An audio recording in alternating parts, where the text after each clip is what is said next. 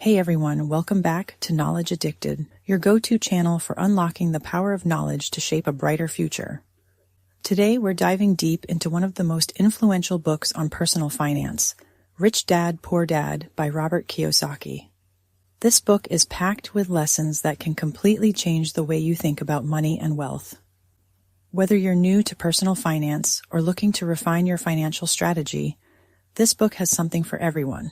Let's break it down in a way that's easy to understand. And by the end, I'm sure you'll start seeing your finances through a whole new lens. Let's start with Lesson 1. The rich don't work for money. Now, this might sound a bit confusing at first. After all, isn't the whole point of working to earn money? But Kiyosaki's point is that the truly wealthy don't trade their time directly for money. Instead, they focus on building assets, things that generate income without requiring constant effort. Imagine if instead of working long hours every day, you could set up a system where money flows to you whether you're working or not. It's like planting a tree. At first, you invest time and effort into nurturing it, but once it's grown, it starts to bear fruit year after year with minimal input from you.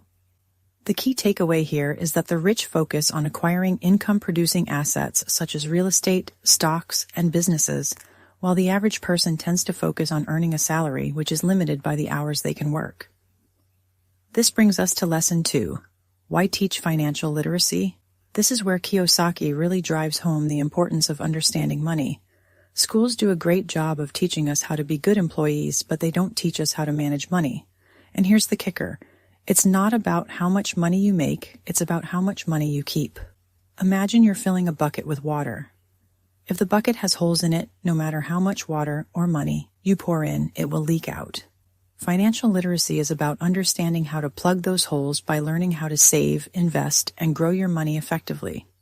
For example, understanding the difference between assets and liabilities is crucial. An asset is something that puts money in your pocket, like rental income, while a liability is something that takes money out of your pocket, like a car payment. The rich literate focus on acquiring assets and minimizing liabilities, ensuring that their money works for them rather than the other way around. Let's move on to Lesson 3. Mind your own business. Now, this isn't about starting a business as the title might suggest, but rather about focusing on building and managing your assets. While many people focus solely on their income, whether it's from a job or a small business, the rich focus on accumulating assets that generate passive income. Think of it this way. Your job is what you do during the day to pay the bills, but your business is what you do in your spare time to build wealth. For example, someone might work a 9-to-5 job but spend their evenings and weekends investing in real estate or stocks. Over time, these investments grow and begin to generate income, eventually surpassing what the person earns from their job. It's like being a farmer who plants different crops that yield harvests at different times of the year. The more diverse your crops, the more stable your income throughout the year, regardless of market fluctuations. Lesson 4 dives into the history of taxes and the power of corporations. Now, I know taxes might not be the most exciting topic, but Kiyosaki explains how understanding them can significantly affect your financial future. The rich use corporations to protect and grow their wealth because corporations offer certain tax advantages and legal protections that individuals don't have. Imagine you're playing a game of Monopoly. If you could build houses and hotels without paying taxes on them, you'd accumulate wealth much faster than your opponents. That's essentially what corporations allow you to do. The lesson here is that understanding the tax code and leveraging it to your advantage can make a huge difference in your ability to build wealth. Lesson 5, The Rich Invent Money, is one of the most fascinating concepts in the book. It's not just about having money, it's about creating opportunities where none seem to exist. The rich have a mindset that sees potential in every situation, whereas others might only see obstacles. For example, during a market downturn, many people panic and sell off their assets at a loss. But the wealthy see these moments as opportunities to buy undervalued assets at a discount, knowing that the market will eventually recover and those assets will increase in value. It's like walking through a forest after a storm. While most people see destruction and chaos, a savvy person sees fertile ground ready for planting. This lesson teaches us that opportunities are all around us, but it's our mindset that determines whether we see them and take advantage of them. In Lesson 6, Work to Learn, Don't Work for Money, Kiyosaki emphasizes the importance of focusing on learning new skills rather than just working for a paycheck. The skills you acquire are what will help you build and manage your assets in the long run. Think of it like building a toolbox. The more tools you have, the more problems you can solve, and the more valuable you become. Kiyosaki also points out that learning doesn't stop once you leave school. The most successful people are lifelong learners who are always seeking to improve their knowledge and skills. One of the most important themes in Rich Dad, Poor Dad is the idea of overcoming obstacles. Kiyosaki highlights that fear, cynicism, laziness, bad habits, and arrogance are the biggest barriers to financial success. Imagine trying to climb a mountain with a heavy backpack full of rocks. Each rock represents a different obstacle: fear of failure, the habit of procrastination, or the arrogance of thinking you already know everything. The more rocks you carry, the harder your climb will be. To succeed, you need to shed these burdens, whether it's by facing your fears, developing better habits, or being open to learning from others. For example, if you're afraid of investing because you might lose money, that fear could prevent you from ever getting started.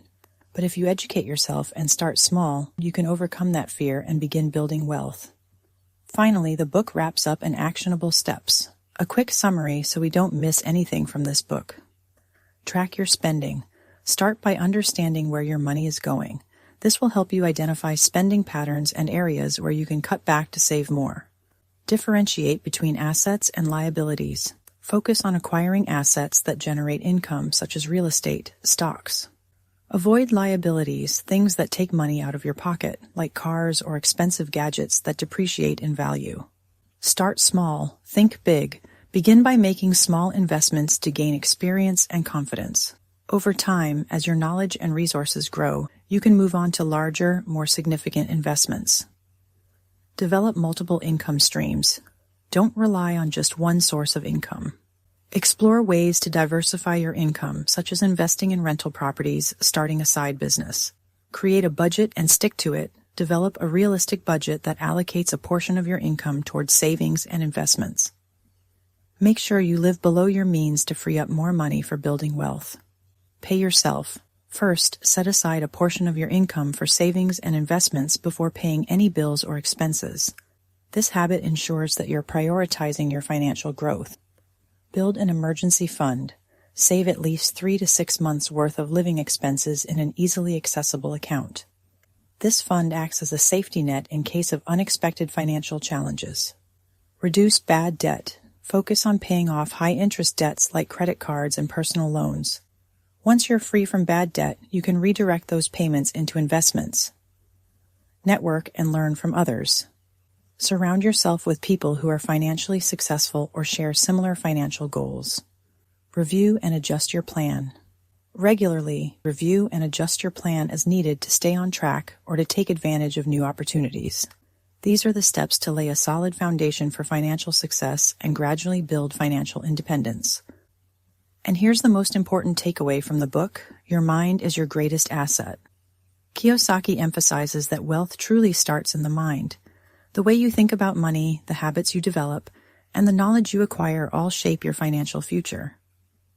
For example, if you believe that you can achieve financial independence and you're willing to put in the effort to learn and grow, then you're already halfway there. On the other hand, if you believe that wealth is only for a lucky few and that you'll never be rich, then that belief will become a self-fulfilling prophecy. The good news is that you have the power to change your mindset and, by doing so, change your financial future. Talking about how your mind is your greatest asset, you might want to listen to 10 amazing facts about the human brain and mindset that will change your life. That's a wrap. Thanks for tuning in to Knowledge Addicted. If you enjoyed this deep dive, make sure to check out our other videos for more life-changing insights. And don't forget to explore the description below for our top recommended resources to help you on your journey. Keep learning, stay curious, and we'll see you in the next video.